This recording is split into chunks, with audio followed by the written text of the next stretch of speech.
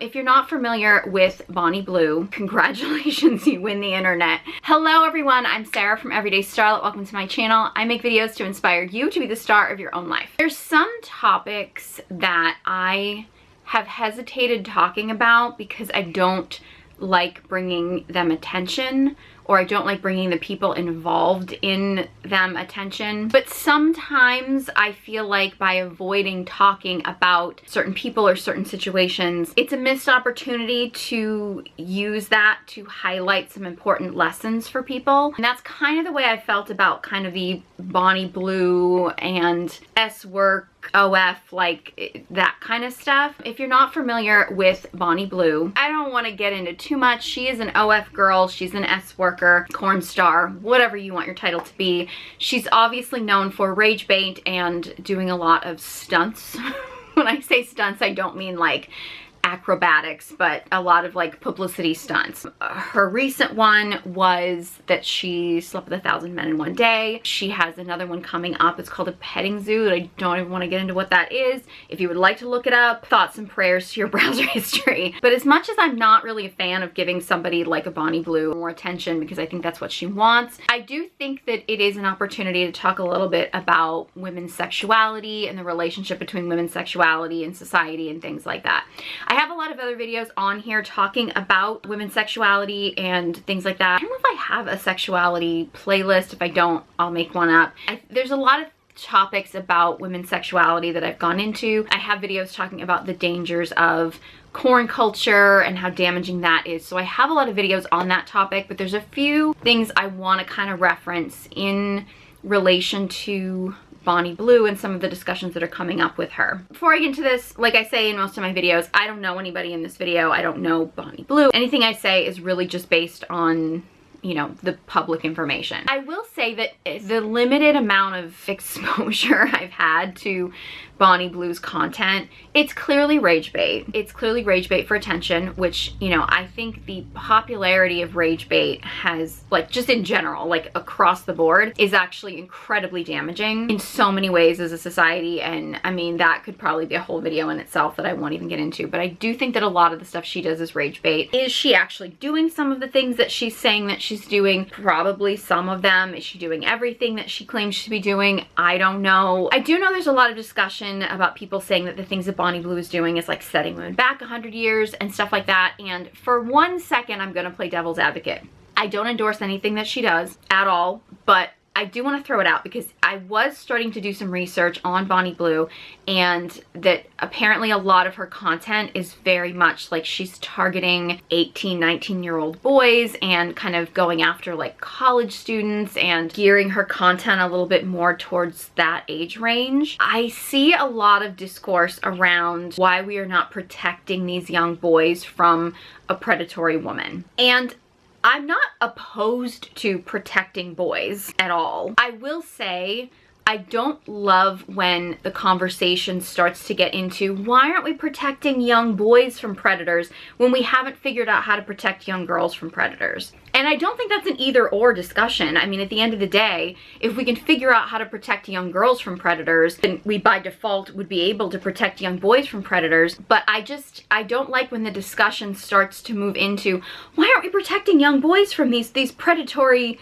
women, which statistically speaking, young boys are really not as likely to be preyed on by older women. They're actually more likely to be preyed on by older men if you really look at the statistics. So statistically speaking, young people in general are more likely to be prey for older men. And the fact that we haven't fixed that situation, yet we're shifting it now to why aren't we protecting the boys? It's like, well, we never figured out how to protect the girls. So maybe if we figured that out, we could figure out how to protect the boys as well. But it becomes this like either or situation, or like that people are shocked that like 18-year-old boys might be preyed upon when as a society it's like very, very, very common for 18-year-old girls to be preyed upon. It's practically like a pop culture cliche at this point. So I find that a little bit concerning. I also say, and again, I'm going to play devil's advocate here because when I was doing some research on Bonnie Blue, don't support what she does, but I am going to play devil's advocate for 1 second and say that some of the clips that I've seen of her promoting what she does on college campuses and what people are accusing her of as far as targeting like 18, 19-year-old boys, it totally brought me back to the Girls Gone Wild era. Like, there were advertisements for Girls Gone Wild, which was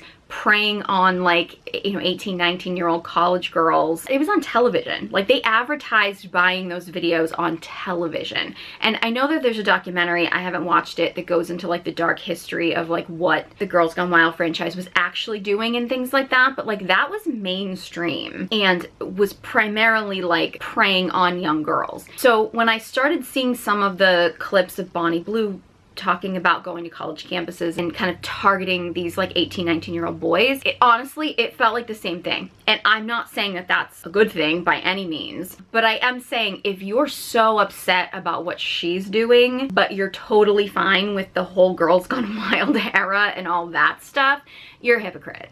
You know, I mean, we're acting like 18, 19-year-olds are being targeted is now like exclusively to boys when we've been preying on young girls at that age forever, and that doesn't make it right. I'm not excusing it. But at a certain point, it's interesting how as a society we're so freaked out that there's this woman who appears to be predatory towards young boys, but yet we were totally okay with the whole Girls Gone Wild franchise and that being advertised on mainstream television, and that was just like a normal thing in society. If you've ever said that, hey, the girl's 18, she was an adult, she knew what she was doing, then I don't want to hear you complain about a woman going after an 18-year-old boy. I don't think it's right. I don't think that adults should be preying on teenagers. I think that's sick. But like, there's a hypocrisy there. And I hear people say things like, oh, we wouldn't be okay with a man bragging about targeting an 18-year-old girl. Yeah, our society has normalized that, like completely normalized that. So again, I don't agree with Bonnie Blue and what she's doing, but like if you're so triggered by her talking about 18-year-old boys, but you're totally fine with like adult men talking about and like laughing about and being so cavalier about 18-year-old girls and like saying that, well, they're adults and stuff like that, you're a hypocrite. Just saying. I also do think that Bonnie Blue, I don't know how much of the stuff she talks about is real or how much of it's fake, and I'm totally honest with you, I don't want evidence. I don't want to know. I really don't. Please don't send me any because I really don't want to know. But I will say that I do think a lot of the stuff she's doing is rage bait. It's you know, publicity stunts and, you know, PR stunts and things like that. Like even her latest thing talking about this petting zoo and stuff, and again, I'm not going to get into the details about that. I find it hard to believe that there isn't going to be some kind of like restrictions and security and some kind of protocol in place, because I mean, I'm assuming that Bonnie Blue, while she is obviously the face and everything else of what she's doing, I'm sure she has other people around her as part of this business, I'm assuming, and like they're not gonna want her to be permanently out of commission or else there's no more money, right? You know what I mean? So I mean, I'm not really sure how much of the stuff that she's doing is actually real and how much of this isn't just kind of like a stunt. Like I think some of it's real, it might be exaggerated, it probably is exaggerated for rage bait, and again, I don't really want to know. That's my guess. I'm not super familiar with like the corn world or the corn industry. When I say corn, I mean corn with a capital P. I'm trying really hard not to get this demonetized. I think these stunts have been around forever. Like, I mean, the idea of a publicity stunt and things like that, especially in industries that are already a little bit questionable, have always been a thing. I think it's just because it's social media that these things become much more mainstream and much more global, and you know, we hear about them more because there's a wider reach because of, you know, the internet and social media and things like that. So I know I got a lot of crap in my last video, although a lot more support than I thought I was gonna get. But in my last video that I did about the Wizard Liz and her scandal and things like that, I was talking a lot about her plastic surgery, and I know I focused a lot on that in that video. And while I do think I had a lot of people that agreed with me, which I really appreciate because I feel very strongly about this, I did get a little bit of pushback and people like, okay, why are you bringing up the plastic surgery so much? I just think that the normalization of plastic surgery in our society is so damaging. So I could pretty much relate it to just about anything at this point. And I realized that the plastic surgery that Bonnie Blue has gotten is probably not the primary topic of conversation in a discussion about Bonnie Blue and how she relates to society. But I do want to touch on it a little bit because I've seen a lot of people analyzing Bonnie Blue and saying that she looks like dead behind the eyes. She looks like she's just dead behind the eyes, like she has no soul. And I will admit that when you do look at her, there is that sense there. I get that. However, I think a big part of that is because of all the work she's gotten. And, you know, not just plastic surgery, but procedures. She's obviously, her face is frozen, obviously, because her face doesn't move when she talks. And I really do think that that makes most people look dead behind the eyes. And I think people are picking that out with her because of all the other stuff surrounding her. It's like people want an explanation for why she's doing what she's doing. And I'll get into that in a minute. But I gotta be honest with you, when I see most of these girls online, the ones who are openly OF girls, or even some of the ones that I'm convinced are influencers that are actually doing S work behind the scenes, that have so much of this plastic surgery and these frozen faces, I think a lot of them look dead behind the eyes. And I think a lot of it has to do with, one, the frozen faces. All the work that they've had done and the fillers and the Botox and everything, like they've sort of like deadened the senses of their face. So they don't have as much expression in their face when they talk. So it really does give them like a deadness behind the eyes is one thing. I would say it's a combination of that and like a massive dissociation, because you have to be disconnected from your body in order to exploit your body the way that these women do. You have to, because if you actually stayed in your body and did the things that a lot of these women are doing, you just wouldn't be able to function. Like, you have to kind of dissociate when you are putting yourself in, for the most part, a lot of these S worker situations. Now, I actually think a lot of these things are tied together. The plastic surgery, the dissociation, and the S work. I think that there's a correlation between all of them. And I think in some cases it's kind of a chicken or egg situation as far as like what came first, you know? I think, like, for example, if you are dissociated from your body so that you kind of have separated yourself from your body, you think of your body as separate from you, like you don't feel in your body, you are more likely to exploit your body doing something like S work. I think you're also more likely to possibly go to, you know, a surgeon or somebody to cut up your body, to manipulate it to look a different way. I've said this many times before and I've had some pushback from this, but I believe it wholeheartedly. As someone with a naturally large chest, I notice my relationship with my chest is very different than a woman that has a large chest because she has implants. It's been consistent across the board, and I know maybe there might be some people out there who are an exception to it, but women that have implants don't necessarily view their chest as a part of them because it literally is a foreign object in their bodies. Whereas somebody who has a natural chest, even if it's a naturally large chest, we have a different relationship with it because this is us. Like it's a part of us. It's a part of our bodies. Women that have implants are much more likely to show them off. Now, you could use the argument it's because they paid a lot of money for them, and that's, you know, possible. They want to make that money back. But I also think it has to do with the fact that they don't necessarily associate that part of their body with them because it literally is a foreign object in their body. And I think that can also cause you to kind of dissociate. But also, if you feel like you have to get into S work for, you know, whatever reason, it may lead you to dissociate from your body because you have to do that in order to bring yourself to do this thing that you feel like you need to do for survival. And then it's also possible that you could get into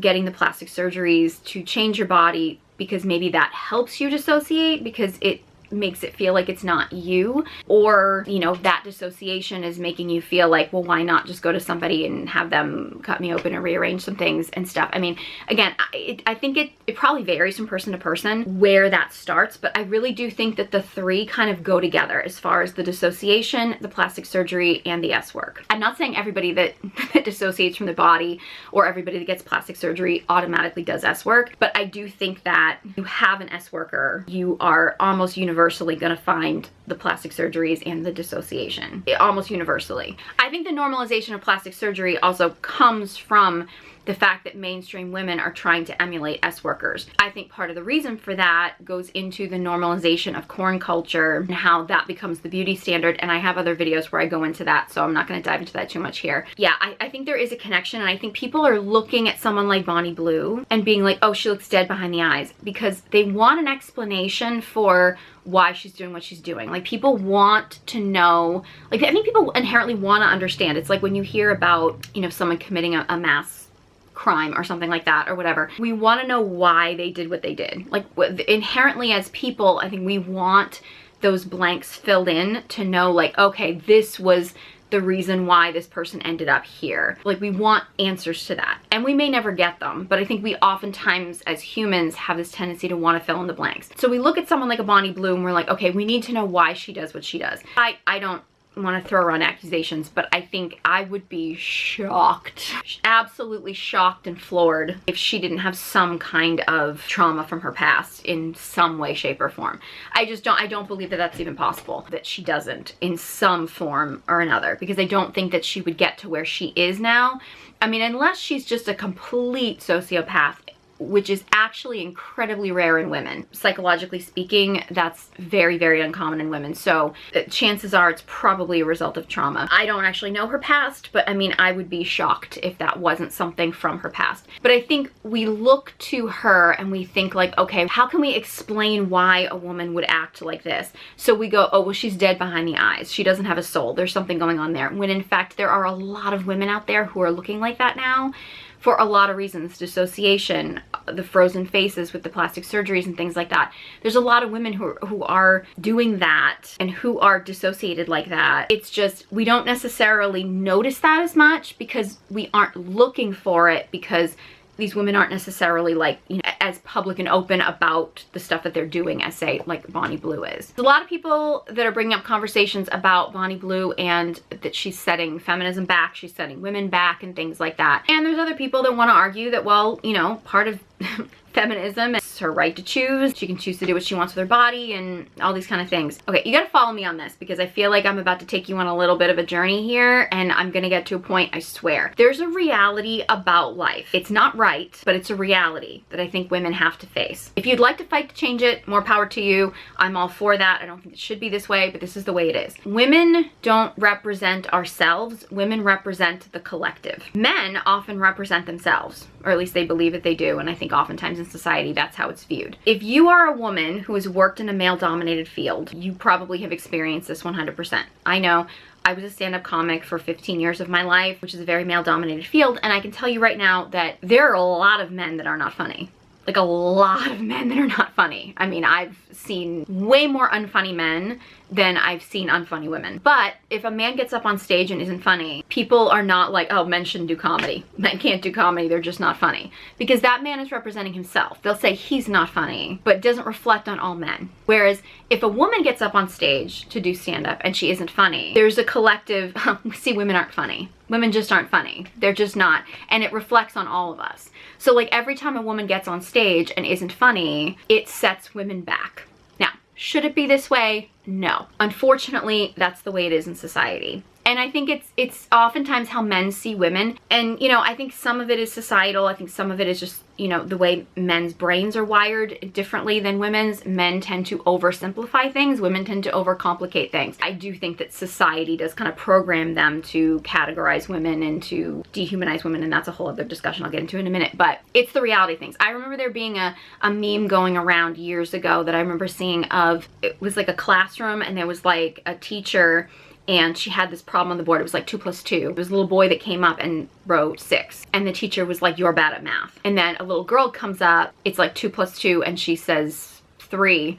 And the teacher's like, girls are bad at math. It's that collective idea, right? As women, we are not just representing ourselves. Should we? And should we all be judged individually? Probably, yeah. But as of right now, when women show up in society, we unfortunately are not just representing ourselves, we're representing the collective. So when you see someone like, say, a Bonnie Blue or, you know, some of these OF girls who are very willing to exploit themselves and almost express like joy in being degraded and things like that, it sends a message to men that it's okay because this woman liked it, so all women must like it. When that's obviously not the reality of things, but unfortunately that's the message that gets sent. You're seeing it even more and more now, and I don't know if men are just more vocal about this now or what, but you're actually seeing a lot more men who are kind of trying to make the argument that, well, yeah, some women like being degraded, so we should be allowed to degrade women. And that's really not a valid argument, because I don't even think that's the common scenario. And I do have a video going into,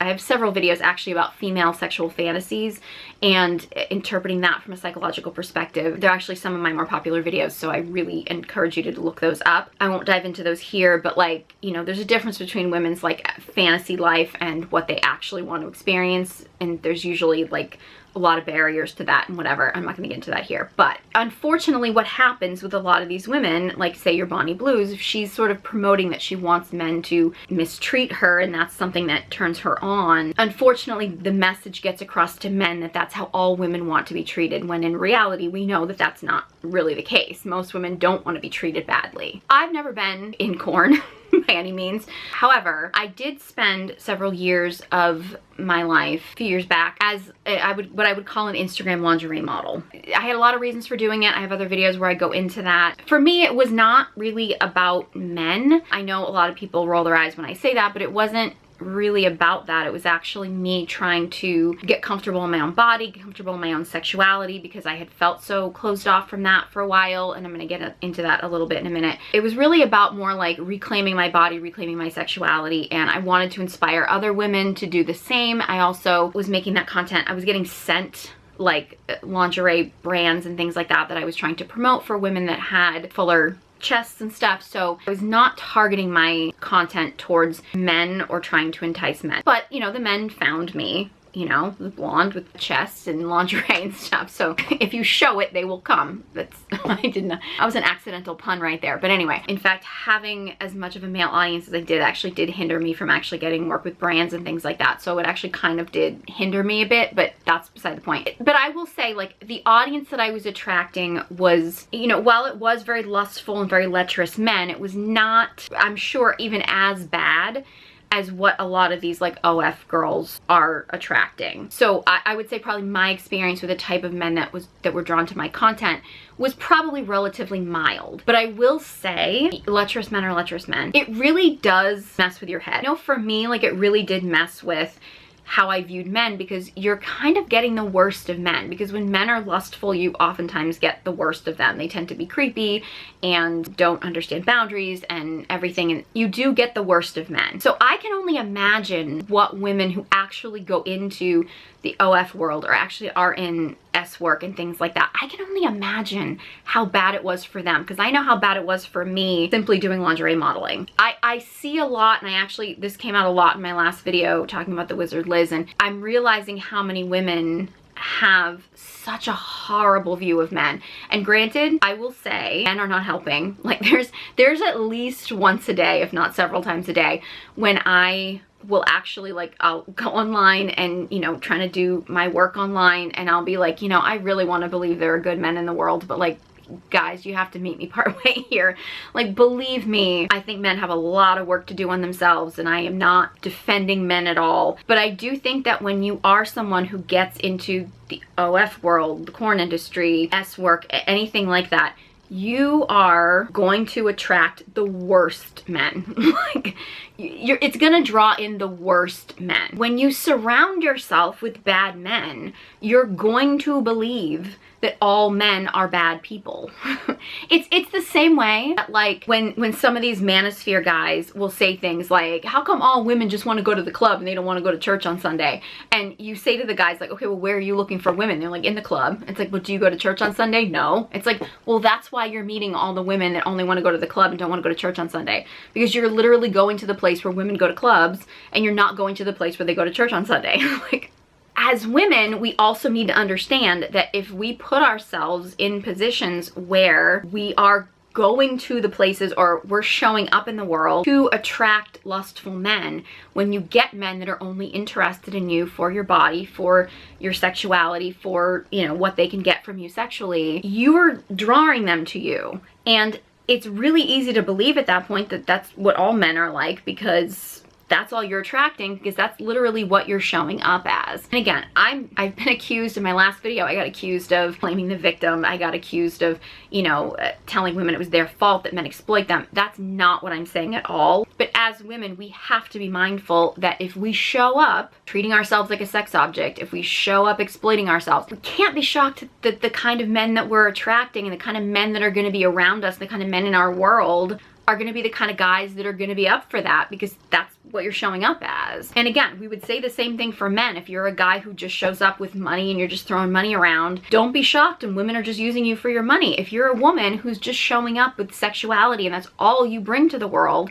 and I believe every woman has more to bring to the world, but there are some women who only show up with that. The same way that most men have more to offer the world than just their money. But like, if that's all you're showing up with, you're going to attract people who are going to use you for that, because that's all you're bringing. That's all you're showing up with. You got to show up with more if you want people to see you as more. Now look, I'm not a fan of modesty culture.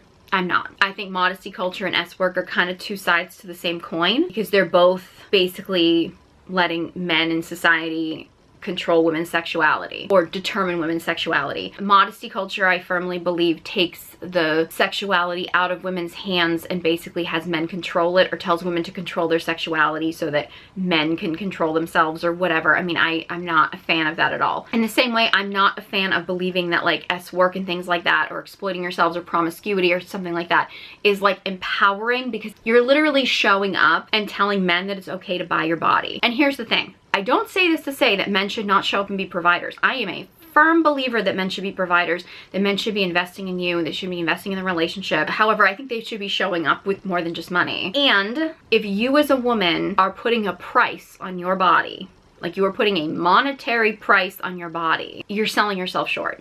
Because I don't believe that access to a woman's body has like a price to it. I don't mean they should be giving away for free, but it's of infinite value. One of the reasons I'm anti-promiscuity is not because I believe that men should be controlling what women do with their bodies. I believe that if you're a woman, you need to own the power of your body and the power of your sexuality, which is your power. It belongs to you. It's your power. It doesn't belong to men. It belongs to you. Your power and your sexual power, your sexual energy, your creative energy, your everything, your power within you is infinite, and it's yours, and it should only be shared with someone who is worthy of it. And I gotta be honest with you, I firmly believe that if you as a woman only share your body and your sexual power with a man who's worthy of it, you can't be promiscuous, because you're not gonna come across that many men who are worthy of it in the world. You're not. That to me is the difference between something like modesty culture that is like, no, cover up because your body is just for your husband. You know, it's like, no,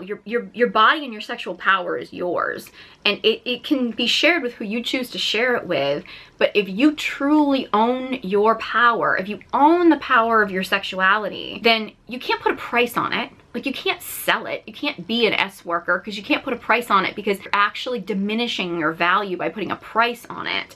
However, it should only be shared by a man who can prove that he's worthy of it. I just don't believe there are that many men in the world that are actually worthy of it. You know, I'm just of the belief that, you know, yes, there are going to be men who are going to try to take that power from you, oftentimes by force, and I think those men should be convicted to the full extent of the law, and even more severely than that, but we'll just go with that for now. However, at a certain point, men are going to have to step up. I mean, they're going to have to realize that if they want what they want, they're going to have to better themselves at a certain point. That's where, you know, I get frustrated with things like S-work, because at the end of the day, you're basically programming men to believe that there is a price on women.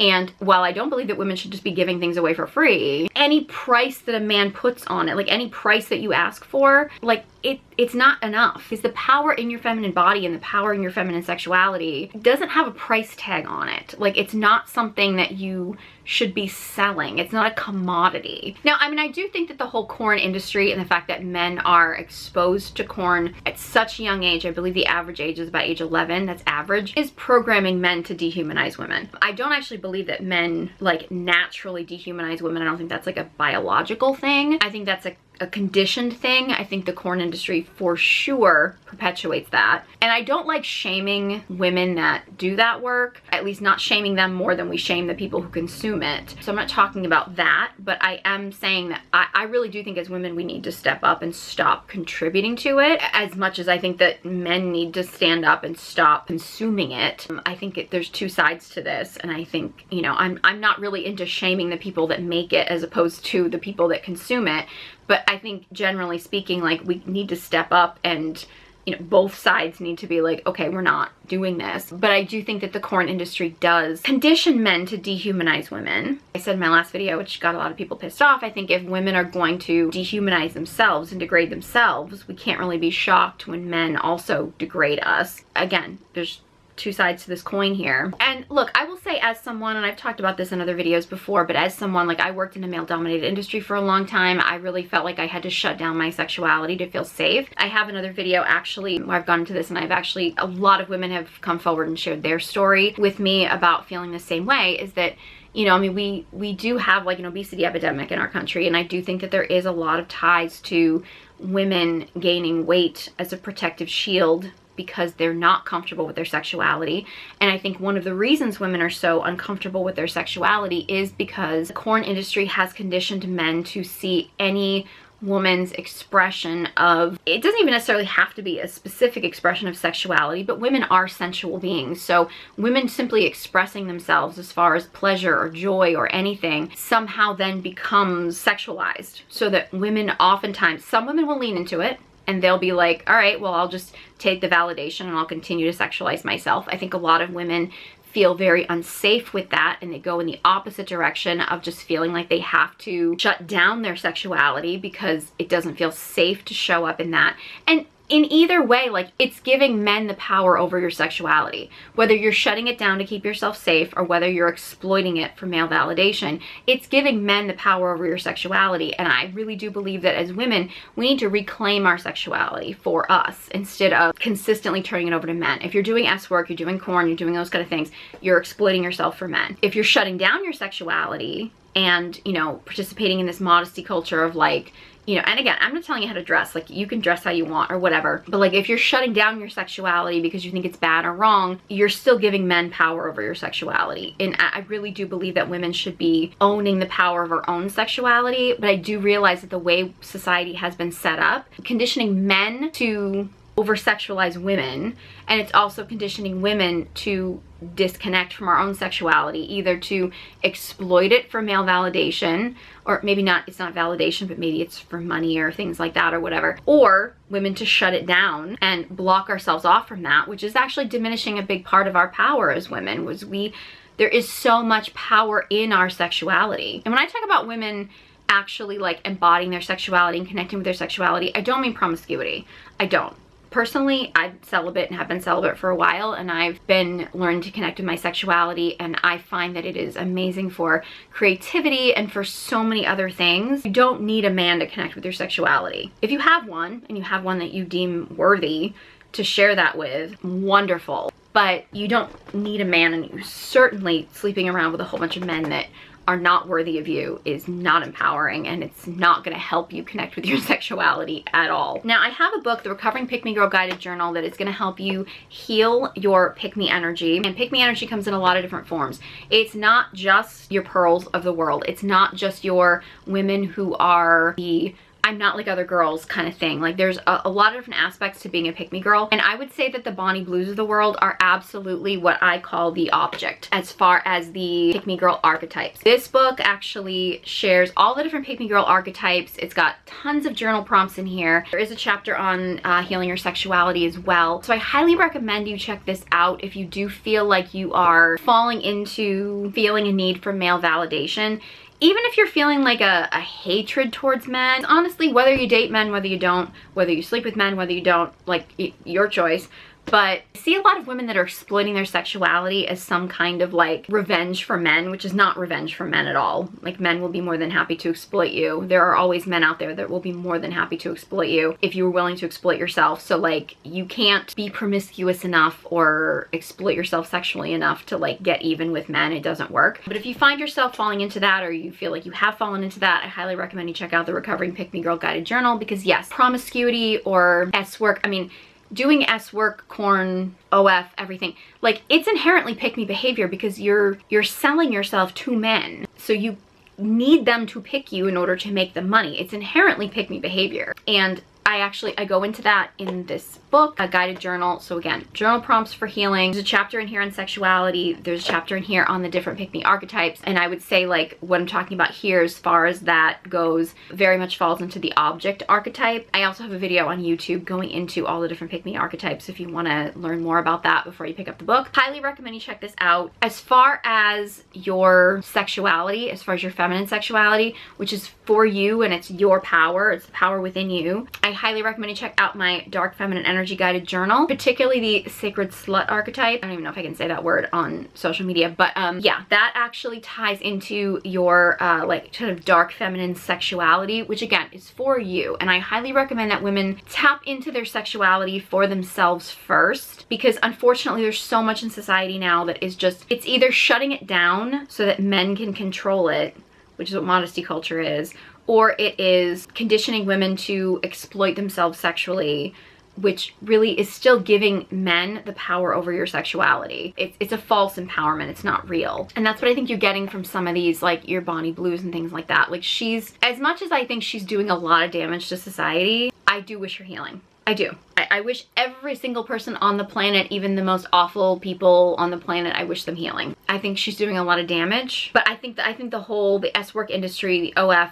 the corn industry, everything, I think is doing a lot of damage. I think it's really damaging boys, and that's why I've actually, it's crazy how much content has to be black and white now, because after I've had so much pushback from men over my content for so long, and men being so mad at me for calling out men and men's bad behavior and having men throw hate at me and everything. I do find that the minute that I start to talk about women and some of the negative behaviors that women have, all of a sudden I'm a pick me. All of a sudden it's like, you're just looking for a guy to pick you. And it's like, if I was looking for a guy to pick me, I wouldn't have half the videos that I have online, because I've pissed off men plenty of times. So yeah, if there was a man out there who was looking for a girl who was desperate to be picked, I'm not her. It's crazy, the black and white thinking now, because the minute that I say something that is a little bit of pushback for women, all of a sudden it's like, oh, you're just pandering to men, when it's like, I'm really not. If you look into my content, I just don't think that men are inherently bad. I just think a lot of them are not stepping up into the men that they need to be,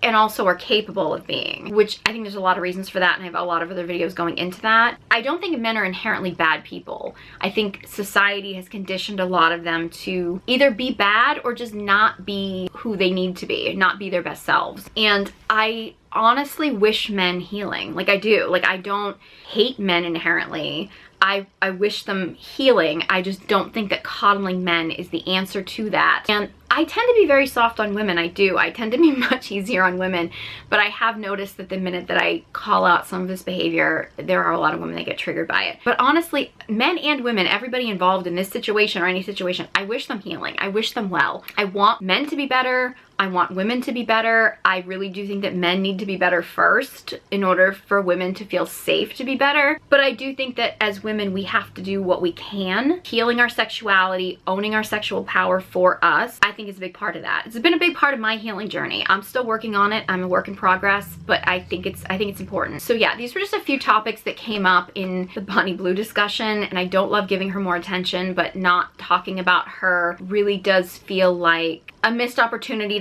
to talk a little bit more about women's sexuality and the twisted way we view women's sexuality in our society. So I highly recommend you check out my guided journals. Any thoughts on this video requests, anything like that, let me know. Leave a comment in the comment section below. If you enjoyed this video and found it helpful, please give it a big thumbs up and be sure you subscribe to my channel. Honestly, any engagement on this channel really does help to boost it in the algorithm so more people can get this message. So yeah, check out links to my guided journals, and all my social media links are in the description box below. Thank you so much for watching, and I hope you join me next time.